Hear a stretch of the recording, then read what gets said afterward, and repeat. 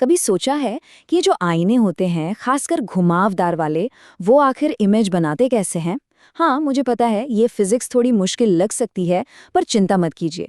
आज हम रे डायग्राम्स के इस पूरे कॉन्सेप्ट को ना एकदम सिंपल और क्लियर कर देंगे। तो चलिए शुरू करते हैं। तो हमारा सफर कैसा रहेगा?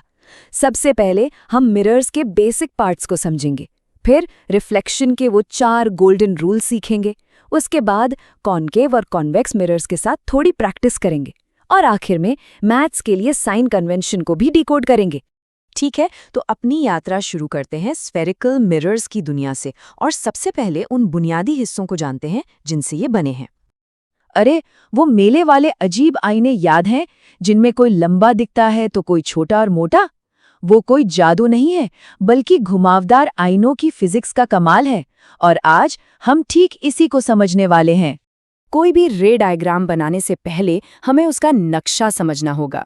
तो सोचिए, एक सीधी लाइन है जो आईने के ठीक बीच से गुजर रही है। ये है प्रिंसिपल एक्सिस। ये लाइन आईने को जिस पॉइंट पर छूती है वो है पोल पी। अब क्योंकि ये आईना एक बड़े से गोले का हिस्सा है, उस गोले का जो सेंटर होता है उसे कहते हैं सेंटर ऑफ कर्वेचर सी, और आखिर में आता है फोकस एफ। ये वो जादुई पॉइंट है जहां पैरेलल किरणें रिफ्लेक्ट होने के बाद आकर मिलती हैं। बस इन चारों को याद रखिए। अच्छा, तो अब हम नक्शा समझ गए हैं। चलिए अब सबसे मजेदार हिस्से पर आते हैं, वो 4 सुनहरे नियम जो हमें बताते हैं कि लाइट किसी आईने से टकराने पर कैसा बर्ताव करती है। यकीन मानिए, ये बहुत बहुत आसान है। ये रहा रूल नंबर 1 और ये सबसे जरूरी है।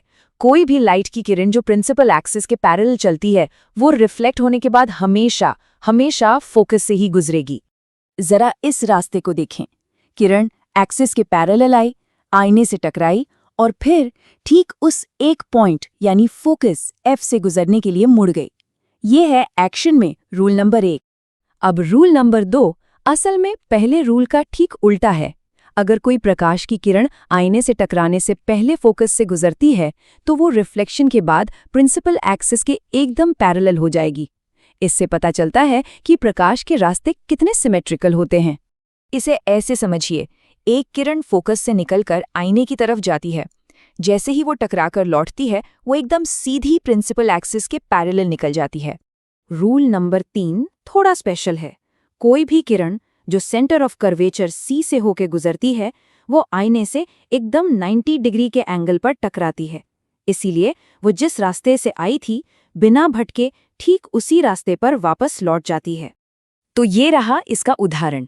किरण सी से गुजरती है, आईने से टकराती है और फिर बिना किसी बदलाव के ठीक उसी रास्ते पर वापस चली जाती है। एकदम सीधा और सिंपल। चलो, बहुत हो गई थ्योरी, अब इन नियमों को असली काम पर लगाते हैं। चलिए स्टेप बाय स्टेप सीखते हैं कि एक कॉनकेव मिरर के लिए रे डायग्राम कैसे बनाया जाता है। बस इन 5 आसान स्टेप्स को फॉलो करना है। सबसे जरूरी है स्टेप नंबर 4। भले ही हम 3 नियम जानते हो, पर आपको ऑब्जेक्ट के सिरे से सिर्फ कोई भी 2 किरणें बनानी हैं। जहां भी ये रिफ्लेक्ट हुई किरणें एक दूसरे को काटेंगी, बस वहीं आपकी इमेज बनेगी। और ये रहा नतीजा। हमने ऑब्जेक्ट को सी के पीछे रखा, अपने 2 गोल्डन रूल्स लगाए और देखिए किरणें कहाँ मिली। इमेज सी और एफ के बीच बनी है। और ध्यान दीजिए, ये रियल है, मतलब प्रकाश की किरणें सच में वहां मिल रही हैं, और इन्वर्टेड है यानी कि उल्टी। ये हर बार काम करता है। अब तक हमने बात की कॉनकेव मिरर की, जो अंदर की तरफ मुड़े होते हैं। अब कहानी को थोड़ा पलटते हैं और कॉन्वेक्स मिरर को देखते हैं, जो बाहर की तरफ उभरे होते हैं। चलिए देखते हैं कि ये क्या अलग करते हैं। यहाँ सबसे बड़ा फर्क है, कॉनकेव मिरर लाइट की किरणों को एक जगह इकट्ठा करते हैं यानी कन्वर्ज करते हैं, वहीं कॉन्वेक्स मिरर किरणों को फैला देते हैं यानी डाइवर्ज करते हैं। और इसी फैलाने वाली आदत की वजह से कॉन्वेक्स मिरर हमेशा एक ही तरह की इमेज बनाते हैं। वर्चुअल जो आईने के पीछे लगती है, इरेक्ट यानी सीधी, और डिमिनिश्ड यानी छोटी। तो यहाँ दिलचस्प बात यह है कि कॉन्वेक्स मिरर तो किरणों को फैला रहा है, तो फिर इमेज कहाँ मिलेगी? हम इन फैली हुई किरणों को आईने के पीछे डॉटेड लाइन से ट्रेस करते हैं, और जहाँ ये काल्पनिक लाइनें मिलती हैं ना, बस वहीं हमारी छोटी, सीधी और वर्चुअल इमेज बनती है। और अब इस पहेली का आखिरी टुकड़ा, साइन कन्वेंशन। ये वो ज़रूरी कॉन्सेप्ट है जो हमारे डायग्राम्स को नंबर्स में बदल देता है ताकि हम असल में प्रॉब्लम सॉल्व कर सकें। न्यू कार्टेशियन साइन कन्वेंशन को समझने का सबसे आसान तरीका पता है क्या है?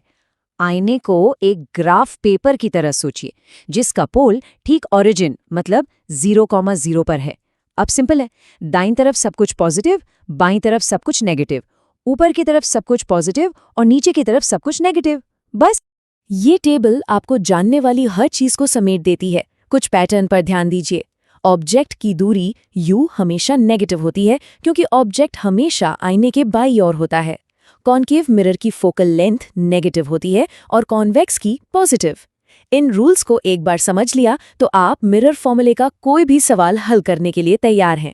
तो जब आप रे डायग्राम का राज जान चुके हैं तो ये आपको हर जगह दिखेंगे। एक चम्मच के अंदर और बाहर की सतह पर नजर डालिए, अपनी गाड़ी के साइड व्यू मिरर में देखिए या किसी दुकान के सिक्योरिटी मिरर में। अपने आसपास देखिए, फिजिक्स हर जगह है।